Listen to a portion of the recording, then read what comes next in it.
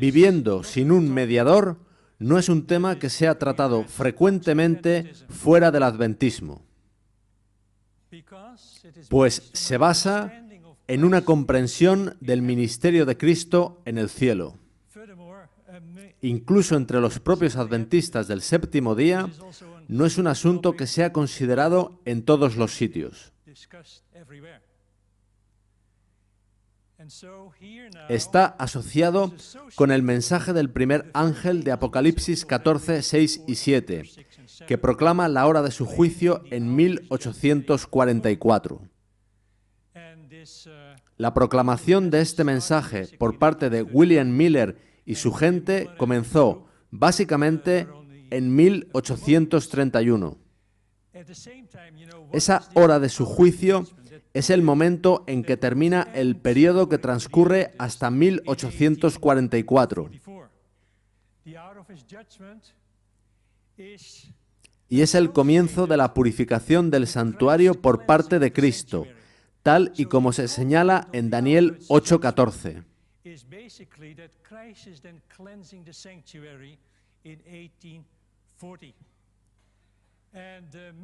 Previamente a 1844, muchos interpretaron que el santuario era la tierra y que sería purificada en el segundo advenimiento.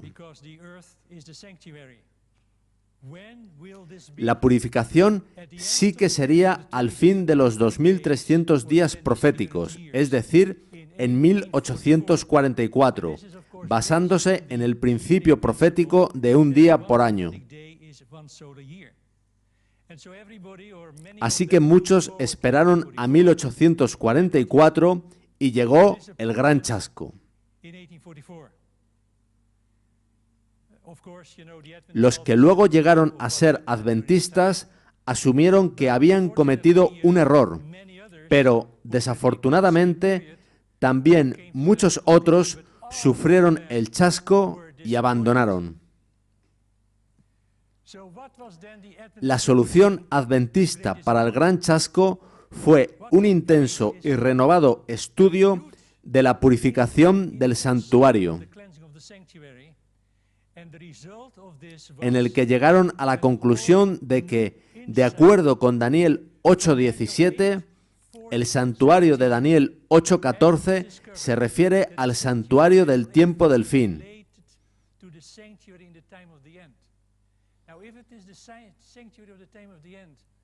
Es decir, al santuario del nuevo pacto, que, de acuerdo con Hebreos 8, 1 y 2, está en el cielo.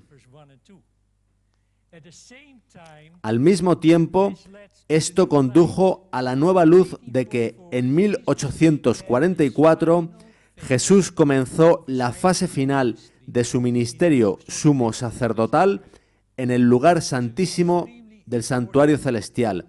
Esta fue una nueva luz extremadamente importante, que implica que en el año 31 después de Cristo, Cristo, tras su ascensión, comenzó su ministerio de expiación como mediador para el perdón de los pecados en el lugar santo. Esto significa que cuando en 1844 Cristo entra en el lugar santísimo para empezar su ministerio del día de expiación antitípico, además de su labor de mediador, Cristo realiza la expiación final para el borrado de los pecados en el juicio investigador. Esto puede verse en Primeros Escritos, páginas 251, 253 y 260. Así que este nuevo entendimiento proporcionó la solución para el gran chasco. Un más profundo estudio reveló la doctrina del santuario como un completo sistema de verdad para el pueblo de Dios a partir de 1844. De modo que los únicos cristianos que llegaron a esta nueva comprensión fueron los adventistas. Los demás renunciaron a estudiar las razones del chasco de 1844.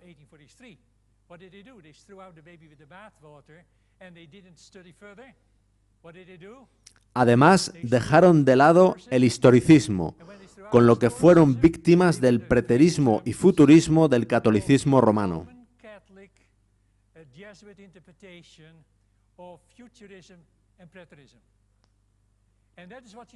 Y así continúan las cosas hoy en día. Solo los adventistas estamos adheridos al historicismo. Somos una especie en extinción. Y si no hablamos alto para compartir esta poderosa interpretación, ¿qué sucederá con el resto de la humanidad? Tened en mente que más de un 99% de los cristianos de todo el mundo no tiene ni idea de lo que realmente está sucediendo. El asunto del santuario fue la clave que aclaró el misterio del chasco de 1844. Reveló todo un sistema de verdades que formaban un conjunto armonioso y demostraban que la mano de Dios había dirigido el gran movimiento adventista, y al poner de manifiesto la situación y la obra de su pueblo le indicaba cuál era su deber. El conflicto de los siglos, página 423.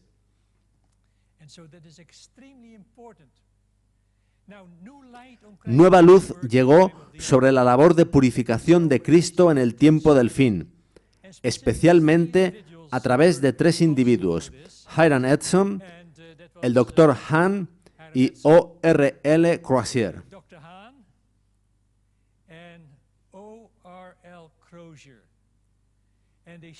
Ellos estudiaron en amplitud qué sucedió en 1844. Hiram Edson profundizó en la relación entre el chasco y el santuario.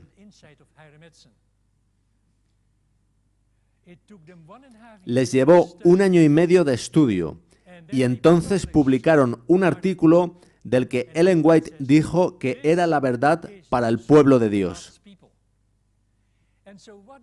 El artículo explicaba el gran chasco, pero además proporcionaba un conocimiento que muy pocos adventistas del séptimo día aprecian hoy en día. La purificación del santuario en 2 dimensiones desde 1844. Hay un templo literal y uno espiritual. El literal es el santuario, la Nueva Jerusalén, y el espiritual es la Iglesia. El literal está ocupado por Jesucristo, nuestro Rey y Sumo Sacerdote, Juan 14:2, Hebreos 8:2 y 9:11. Y el espiritual lo está por el Espíritu Santo, 1 Corintios 3:17, 6:19 y Efesios 2, del 20 al 22. Crozier escribió que entre estos dos hay una perfecta coordinación, pues Cristo prepara el lugar y el Espíritu a las personas.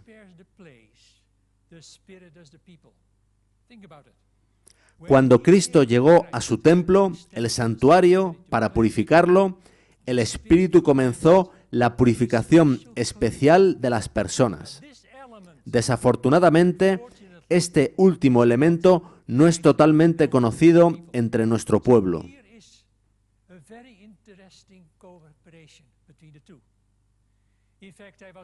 Así que, teniendo en cuenta la visión de Crozier, ¿de qué nos sirve comprender la geografía del cielo?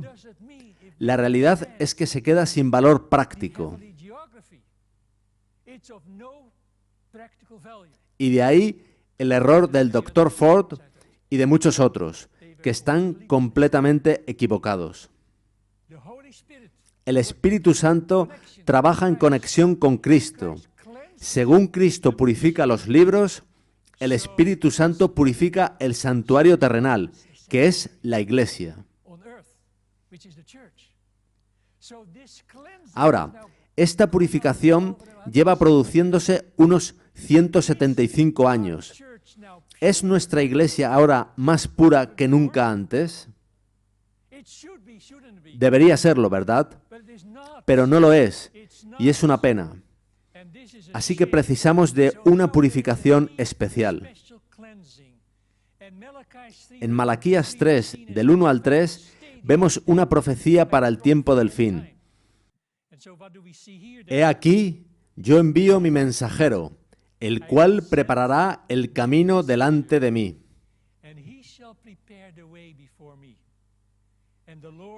Y el Señor a quien vosotros buscáis vendrá súbitamente a su templo. Y este, en el contexto de los últimos días, es el lugar santísimo. ¿Y quién podrá soportar el tiempo de su venida? ¿O quién podrá estar en pie cuando Él se manifieste? Porque Él es como fuego purificador y como jabón de lavadores. Y Él, el Espíritu Santo, se sentará para afinar y limpiar la plata, porque limpiará a los hijos de Leví. Y en el contexto del tiempo del fin, esto es el pueblo remanente de Dios. Los afinará como a oro y como a plata, y traerán a Jehová ofrenda en justicia. Ahora, ¿por qué necesita purificarse el pueblo de Dios? Deben prepararse para recibir el sello del Dios viviente. Fijaos lo que dice Ellen White en Primeros Escritos. Vi que muchos ignoran lo que deben ser a fin de vivir a la vista del Señor durante el tiempo de angustia, cuando no haya sumo sacerdote en el santuario. De modo que es necesario comprender la teología del santuario. Los que reciban el sello del Dios vivo y sean protegidos en el tiempo de angustia deben reflejar plenamente la imagen de Jesús. Así que, como dice Apocalipsis 7, es necesario el sello del Dios vivo. Y la purificación es necesaria para recibir la lluvia tardía. Vi que nadie podrá participar del refrigerio a menos que haya vencido todas las tentaciones y triunfado del orgullo, el egoísmo, el amor al mundo y toda palabra y obra malas. Ahora, quizás podáis preguntaros cómo es esto posible. Cuando uno mira a su propia vida, no parece posible. Uno cerraría los libros rojos y abandonaría. Sigamos leyendo. Por lo tanto, debemos acercarnos más y más al Señor y buscar anhelosamente la preparación necesaria que nos habilite para permanecer firmes en la batalla en el día del Señor. Primeros Escritos, página 71. Así que, en vez de abandonar y renunciar al adventismo, debemos acercarnos más al Señor, pues en Él lo podemos conseguir. Ahora, ¿es tan exagerada esa primera cita? ¿Tendrá acceso al cielo quien sea orgulloso, egoísta, quien ame el mundo o quien tenga malas palabras o acciones? No. Por tanto, automáticamente hemos de acudir a Jesús. Para el creyente vencer todo pecado, ha de acercarse más a Jesús y, así, ser purificado por el Espíritu Santo para poder resistir en el día del Señor.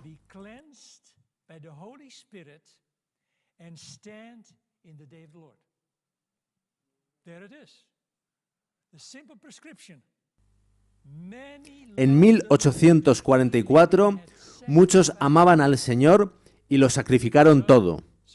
Vendieron casas y granjas, pusieron propiedades y hasta el último centavo para proclamar el advenimiento del Señor. Lo dieron todo, pero ¿estaban preparados para encontrarse con el Señor en vida? Eso es diferente a encontrarse con Él tras morir y resucitar. Amigos, el conflicto de los siglos, en su página 424, dice que ellos no estaban aún preparados para encontrarse con el Señor, y lo habían dado todo. ¿Qué más podían hacer? ¿Por qué no estaban preparados? La sierva del Señor nos da la razón.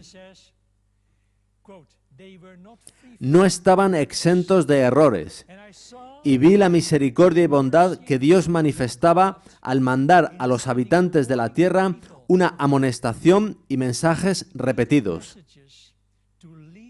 para inducirlos a escudriñar diligentemente su corazón y a estudiar las Escrituras, a fin de que pudieran despojarse de los errores que les habían transmitido los paganos y los papistas. Mediante estos mensajes, Dios ha estado sacando a su pueblo a donde pueda Él obrar en su favor con mayor poder y donde puedan ellos guardar todos sus mandamientos. Primeros Escritos, página 250. Lo leído era parte de la visión del gran conflicto. Ellos tenían muchas prácticas no bíblicas, como guardar el domingo, un sábado pagano o el bautismo de infantes.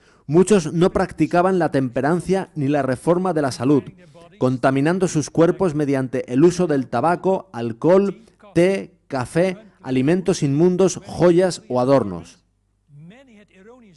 Muchos tenían ideas erróneas sobre la divinidad, el diezmo, el lavamiento de pies, la inmortalidad del alma, un eterno infierno ardiente para los impíos, ministerio sumo sacerdotal de Cristo, expiación en la cruz, justicia por la fe, justificación y santificación por la fe de Jesús, victoria sobre el pecado, etc.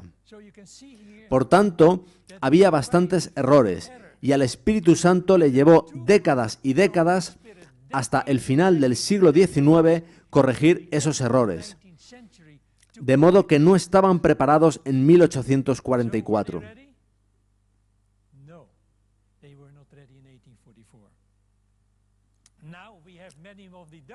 Ahora muchas de esas doctrinas han sido corregidas, pero ¿es nuestro estilo de vida más semejante al de Cristo? Sí, creemos en el sábado, el séptimo día, pero ¿sabemos cómo santificarlo? Hay otra profecía sobre el retorno de Cristo, de la que habló Pedro, y no es un concepto que los pioneros trataran a menudo. Está contenida en Hechos 3 del 19 al 21 y dice así: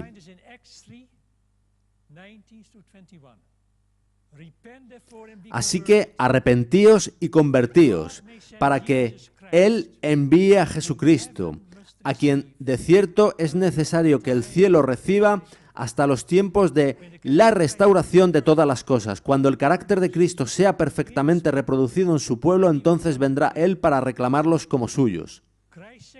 El segundo advenimiento de Cristo tendrá lugar cuando toda la verdad sea restaurada y practicada entre el pueblo remanente de Dios. Entonces reflejarán el carácter de Cristo o, lo que es lo mismo, el carácter de Dios. Recordad lo que dice 1 de Pedro 1:22, habiendo purificado vuestras almas por la obediencia a la verdad, mediante el Espíritu.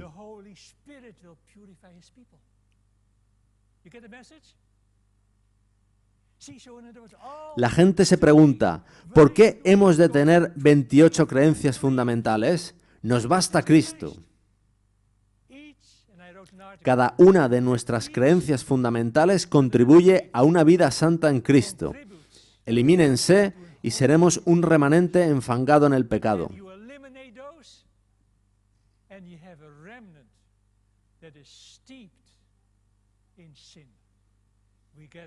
El Espíritu Santo es quien restaura toda la verdad para la purificación del pueblo remanente de Dios. Dios purifica a su pueblo practicando la verdad. El Espíritu Santo ha estado haciendo esto desde 1844. Él usa el último mensaje de misericordia de Cristo para purificar el remanente de Dios. Lo hace por medio de los mensajes de los 3 ángeles. El mensaje del primer ángel, Apocalipsis 14, 6 y 7, proclama el Evangelio eterno a todo el mundo. Llama al arrepentimiento, temed a Dios y dadle gloria. Además, anuncia que ha llegado la hora de su juicio y llama a la adoración al Creador, por supuesto en el séptimo día.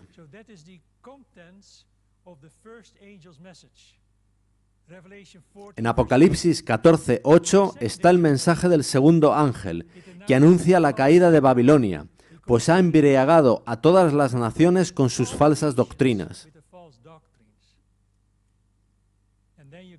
Y después, en Apocalipsis 14, del 9 al 11, está el mensaje del tercer ángel, que advierte contra la falsa adoración. La adoración a la bestia y a su imagen, que lleva a recibir la marca en la frente o en la mano. Esos mensajes son específicamente para los últimos días. ¿Qué resultado conllevan? Producen fe, la cual nos dará el poder para resistir en el día del Señor. Apocalipsis 14, 12 dice: aquí está la paciencia de los santos, los que guardan los mandamientos de Dios y la fe de Jesús. La fe de Jesús es poderosa, es fe en su providencia. Dios guió a su iglesia ya desde el principio, desde el siglo I, con las advertencias contra la apostasía.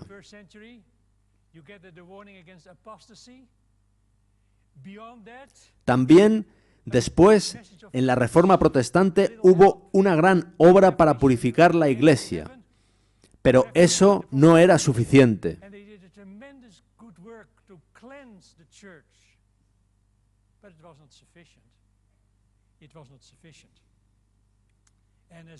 El protestantismo fue cayendo poco a poco en declive y entonces Dios levantó el movimiento adventista, que es la continuación del proceso de reforma. La reforma no terminó con Lutero, Calvino, Zwinglio o John Wesley. Dios dio después un mensaje para purificar a su pueblo, para poder resistir cuando termine la gracia. El mensaje del tercer ángel incluye también los mandamientos de Dios, incluyendo el marginado cuarto mandamiento. Y según Apocalipsis 14, 12, los tres mensajes producen creyentes que guardan los mandamientos de Dios y guardan la fe de Jesús.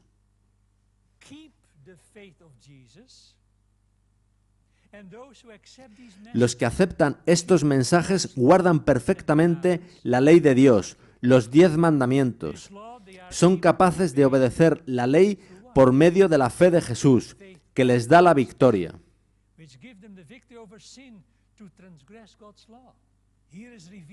Aquí se revela la perfecta relación entre los 10 mandamientos y el Evangelio, la fe de Jesús. Ahí están unidos ley y evangelio. Ambos deben estar unidos bajo toda circunstancia. Sin la fe de Jesús, nunca guardarás la ley. Es imposible. Nunca lo conseguiré si dependo de mi fe, que a veces es grande y a veces no.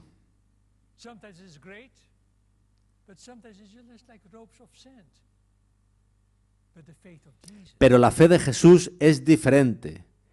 Es invencible y es la que necesitamos para el fin de los tiempos. El tercer ángel es representado como volando hacia el cielo, proclamando los mandamientos de Dios y la fe de Jesús. Este mensaje ha de preparar un pueblo para la venida de Cristo. En Romanos 3:22 vemos cómo obtener justicia. La justicia de Dios por medio de la fe de Jesucristo, para todos los que creen en Él, porque no hay diferencia, por cuanto todos pecaron y están destituidos de la gloria de Dios. Este texto y los que expondré a continuación están sacados de la King James, pues muchas de las nuevas traducciones no dicen la fe de Jesús. Para hacerlos más comprensibles y aceptables para la gente, hablan de la fe en Jesús. Pero el original habla constantemente de la fe de Jesús. Y amigos, son cosas diferentes, aunque ambas, fe en Jesús y fe de Jesús, son necesarias. Veámoslo en Gálatas 2:16. Dice así: sabiendo que el hombre no es justificado por las obras de la ley, sino por la fe de Jesucristo. nosotros también hemos creído en Jesucristo para ser justificados por la fe de Cristo y no por las obras de la ley, por cuanto por las obras de la ley nadie será justificado. Así que, efectivamente, hay que tener fe en Jesucristo para obtener la fe de Jesucristo. Y si realmente comprendéis esto y lo experimentáis en vuestra vida, veréis un gran cambio. Desaparecerá el miedo al futuro, las calamidades y el tiempo de angustia. Ya no será vuestra fe, sino la de Cristo. Y ser hallado en Él, no teniendo mi propia justicia, que es por la ley, sino la que es por la fe de Cristo, la justicia que es de Dios por la fe. Filipenses 3, 9. Ahora estamos en el tiempo de gracia. Nuestro tiempo es precioso. No tenemos sino unos pocos, muy pocos días de gracia en los cuales prepararnos para la vida inmortal futura. Conducción del Niño, página 550. Hasta que cierre el tiempo de gracia, será un periodo de prueba para moldear el carácter y habilidades de la persona. Muchos se están engañando al creer que el carácter será transformado cuando venga Cristo, pero cuando Él aparezca, no se convertirán los corazones. Tendremos que habernos arrepentido de nuestros defectos de carácter y tendremos que haberlos vencido por la gracia de Cristo durante el tiempo de gracia. Aquí es donde debemos prepararnos para formar parte de la familia celestial. El hogar cristiano, página 319. Veamos cuál es el propósito de este periodo. Todos son responsables por sus actos mientras estén en este mundo de prueba. Todos tienen poder para controlar sus acciones si lo desean. Si son débiles en la virtud y la pureza de los pensamientos y actos, pueden obtener ayuda del amigo de los desvalidos. Jesús está familiarizado con todas las debilidades de la naturaleza humana y si se le suplica, dará fortaleza para vencer las más poderosas tentaciones. Todos pueden obtener esta fortaleza si la buscan con humildad. Conducción del Niño, página 466. Es una maravillosa promesa. Todos pueden obtener ayuda para vencer. Este tiempo, previo al cierre de la gracia, es para elegir a Jesús como Salvador y como Señor, para vencer el pecado con la fe de Jesús, prepararse para que venga Jesús, para desarrollar la fe y ser purificado por el Espíritu Santo, y para preparar a otros para el retorno de Jesús. Y la gracia puede cerrarse de dos formas, por la muerte o porque Miguel se levante para cerrar el tiempo de gracia.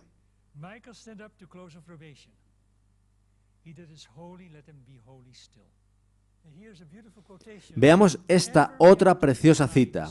Siempre hemos de tener presente el solemne pensamiento del pronto regreso del Señor y en vista de ello reconocer la obra individual que debe hacerse. Mediante la ayuda del Espíritu Santo hemos de resistir las inclinaciones naturales y las tendencias al mal y desarraigar de la vida todo elemento que no se asemeje a Cristo.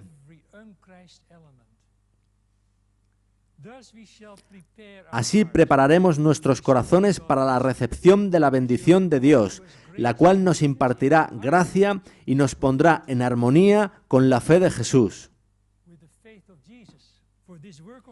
Para esa obra de preparación se le han concedido a este pueblo grandes ventajas en la luz que se le ha otorgado en los mensajes de advertencia e instrucción, enviados por medio de la operación del Espíritu de Dios. En los lugares celestiales, página 347. Dios nunca se cansa de enviar mensajes de advertencia, mediante la Biblia y mediante el espíritu de profecía. Estos mensajes van derechos a nuestra mente y al lóbulo frontal, pues es sólo a través del lóbulo frontal como el Espíritu Santo se comunica. Leamos Jeremías 15:16. fueron halladas tus palabras, y yo las comí, y tu palabra me fue por gozo y por alegría de mi corazón, porque tu nombre se invocó sobre mí. De igual manera, en el Nuevo Testamento, los bereanos recibieron la palabra con toda solicitud, escudriñando cada día las Escrituras para ver si estas cosas eran ciertas. Hechos 17:11.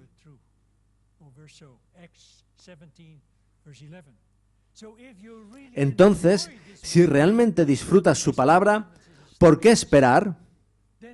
Los bereanos la recibieron con toda solicitud.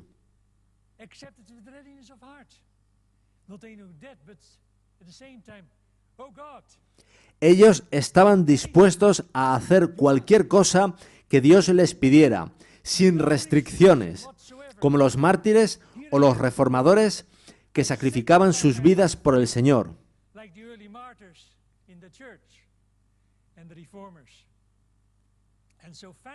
Finalmente, antes del cierre del tiempo de gracia, llegará el último mensaje de advertencia de Cristo para el mundo.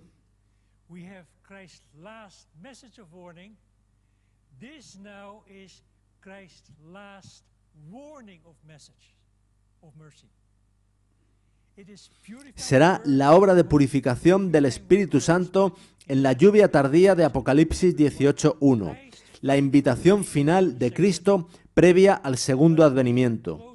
Pero cerca del fin de la siega de la tierra, se promete una concesión especial de gracia espiritual para preparar a la Iglesia para la venida del Hijo del Hombre. Este derramamiento del Espíritu Santo se compara con la caída de la lluvia tardía. Hechos de los Apóstoles, página 55. La lluvia tardía tiene como primer propósito preparar para el tiempo de angustia. La Review and Herald del 27 de mayo de 1862 dice: la lluvia tardía será lo que los fortalecerá y reavivará para atravesar el tiempo de angustia. El segundo propósito es preparar para la traslación. Los que resisten en cada punto, que soportan cada prueba y vencen a cualquier precio que sea, han escuchado el consejo del testigo fiel y recibirán la lluvia tardía, y estarán preparados para la traslación.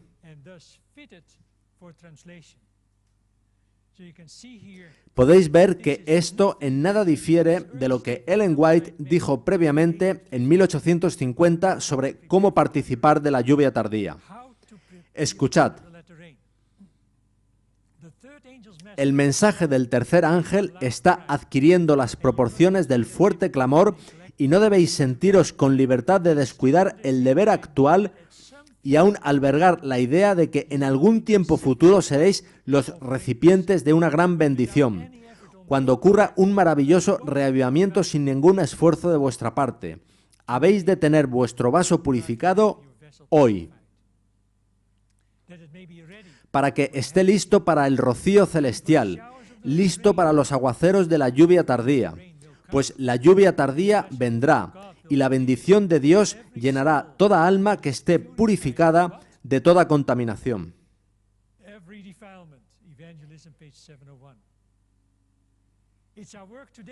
Es nuestra obra hoy en día rendir nuestras almas a Cristo, para que estemos preparados para el tiempo del refrigerio de la presencia del Señor, preparados para el bautismo del Espíritu Santo. El Evangelismo, página 701. Dice que es nuestra obra hoy. Hoy debemos rendir nuestras almas a Cristo y pedirle que seamos bautizados por el Espíritu Santo.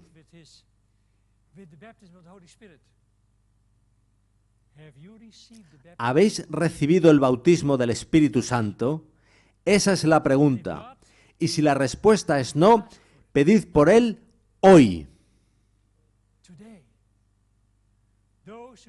¿Quiénes de vosotros queréis comenzar a pedirlo diariamente a partir de hoy?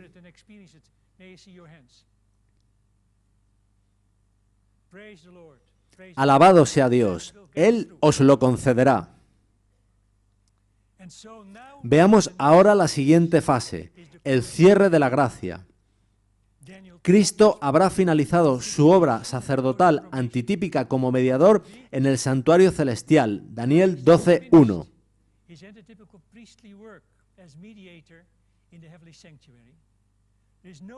Ya no habrá más perdón ni expiación para el pecado.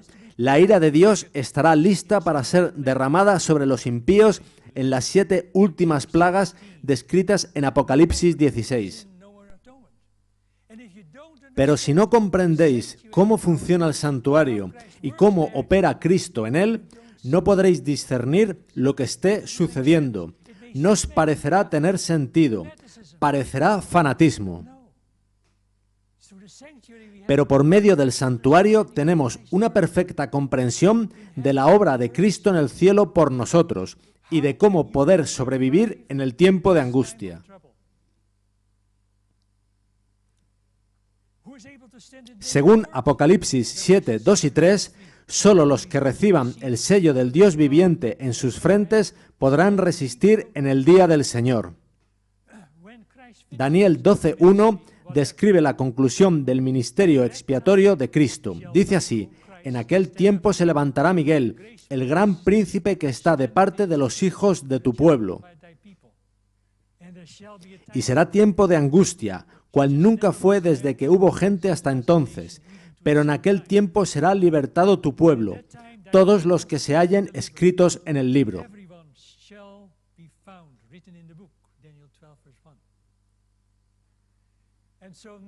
Leeremos ahora una cita que puede darnos ánimo para este tiempo. Cuando estos cristianos primitivos eran desterrados a las montañas y los desiertos, y podéis ver ahí una imagen del Valle de los Valdenses, cuando en las mazmorras se los dejaba morir de hambre, frío y tortura, cuando el martirio parecía la única manera de escapar de su angustia, se regocijaban de que eran tenidos por dignos de sufrir para Cristo, quien había sido crucificado en su favor. Su ejemplo será un consuelo y estímulo para el pueblo de Dios que sufrirá un tiempo de angustia como nunca lo hubo. Amigos, esas experiencias nos preparan para la segunda venida. Cuando nuestro sumo sacerdote termine su obra en el santuario, se levantará, se pondrá las vestiduras de venganza, y entonces se derramarán las 7 postreras plagas. Primeros Escritos, página 36. Un mediador es solo necesario para creyentes que aún están pecando, y eso ya no sucederá entonces, pues todos los casos estarán ya decididos. Cada persona o habrá vencido sus pecados y recibido el sello del Dios viviente, o habrá recibido la marca de la bestia. Y entonces los ángeles soltarán los 4 vientos. Cuando Él abandone el santuario, las tinieblas envolverán a los habitantes de la tierra.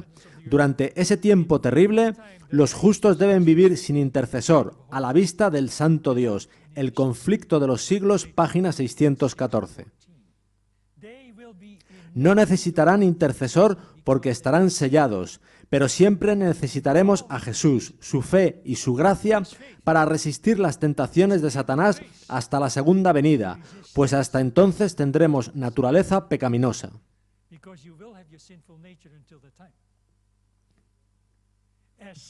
Mientras Satanás acusa al pueblo de Dios haciendo hincapié en sus pecados, el Señor le permite probarlos hasta el extremo.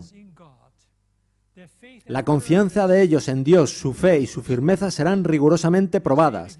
El recuerdo de su pasado hará decaer sus esperanzas, pues es poco el bien que pueden ver en toda su vida. Reconocen plenamente su debilidad e indignidad. Satanás trata de aterrorizarlos con la idea de que su caso es desesperado, de que las manchas de su impureza no serán jamás lavadas. Espera así aniquilar su fe, hacerles ceder a sus tentaciones y alejarlos de Dios. El conflicto de los siglos, página 618. Afligen sus almas ante Dios, recordándole cada uno de sus actos de arrepentimiento, de sus numerosos pecados y la promesa del Salvador. ¿Forzará alguien mi fortaleza? Haga conmigo paz. Sí, haga paz conmigo. Isaías 27:5. Su fe no decae si sus oraciones no reciben inmediata contestación. Aunque sufren la ansiedad, el terror y la angustia más desesperantes, no dejan de orar.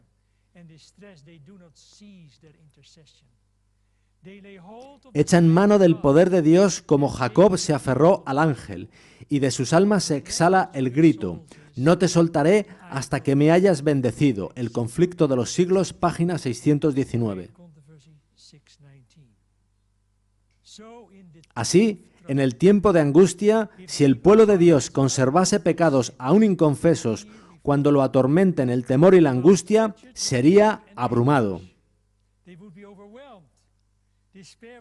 La desesperación acabaría con su fe y no podría tener confianza para rogar a Dios que le librase. Pero, aun siendo muy profundo el sentimiento que tiene de su indignidad, no tiene culpas escondidas que revelar. Sus pecados han sido examinados y borrados en el juicio, y no puede recordarlos. El conflicto de los siglos, página 620.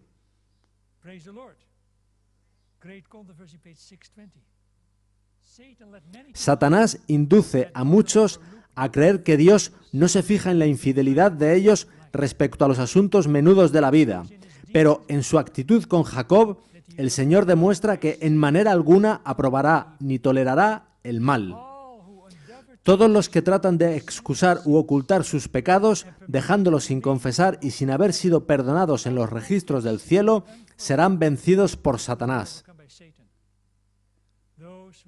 Los que tardan en prepararse para el día del Señor no podrán hacerlo en el tiempo de la angustia ni en ningún momento subsiguiente. El caso de los tales es sin esperanza. El conflicto de los siglos, página 620.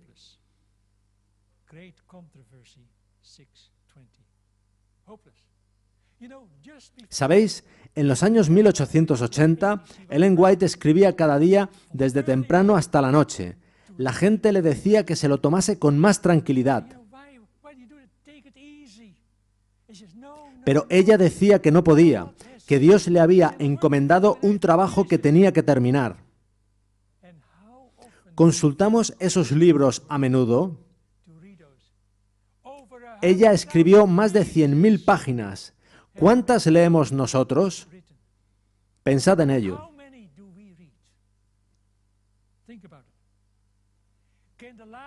¿Podrá la última generación vivir el tiempo de angustia sin pecar? ¿Habrá aún limpieza de pecado durante el tiempo de angustia? Algunos que piensan que los creyentes pecarán hasta el segundo advenimiento lo basan en la siguiente cita de Ellen White acerca de la experiencia del tiempo de angustia.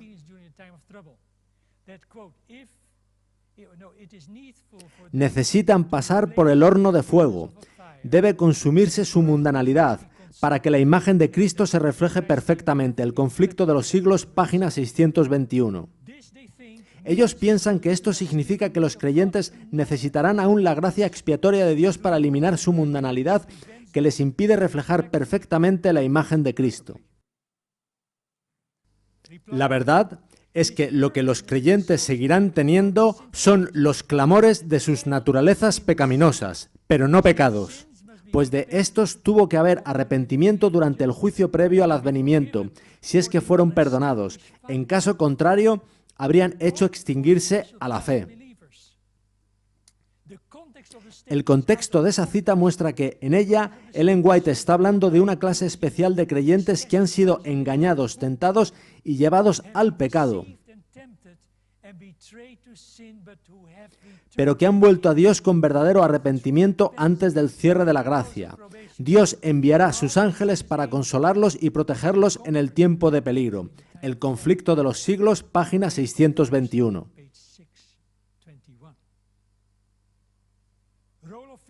Antes del tiempo de angustia, los pecados habrán sido llevados a juicio. Ya no podrían ser expiados. Durante el tiempo de angustia, ya sin mediador, será probada y fortalecida la fe de cada uno y su total dependencia de Dios. Jesús, en la cruz, tampoco podía ver el rostro de su Padre. Era por fe que sabía que estaba con Él. Él también dependió de las promesas de su Padre. La victoria que vence al mundo es por fe. Ellen White nos dice algo interesante para los que ejercitan poco la fe. Los que ahora ejercitan poca fe, en el tiempo de angustia se verán sumidos en mayor aflicción porque no se habrán acostumbrado a confiar en Dios. Las lecciones de fe que hayan descuidado tendrán que aprenderlas bajo el terrible peso del desaliento, el conflicto de los siglos, página 622. De modo que no estarán completamente perdidos, sino que tendrán que aprender cosas en una situación más difícil, pero el tiempo será complicado para todos.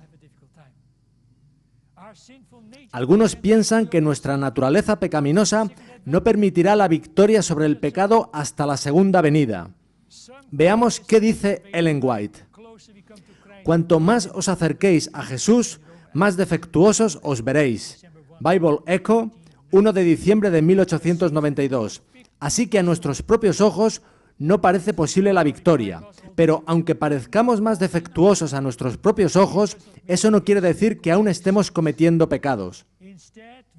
Más bien, es posible que estemos percibiendo más claramente nuestras debilidades y nuestra necesidad de la fortaleza de Cristo y de la fe de Jesús. El contexto de la cita anterior de Ellen White es que aún hay esperanza para estos creyentes de sobrevivir en el tiempo de angustia, de modo que serán capaces de progresar para reflejar perfectamente la imagen de Cristo. Sin embargo, durante este progreso, ellos no continuarán pecando, tendrán que luchar contra las tentaciones y los impulsos de su naturaleza pecaminosa. Pero serán vencedores por medio de la fe de Jesús y no cometerán pecados.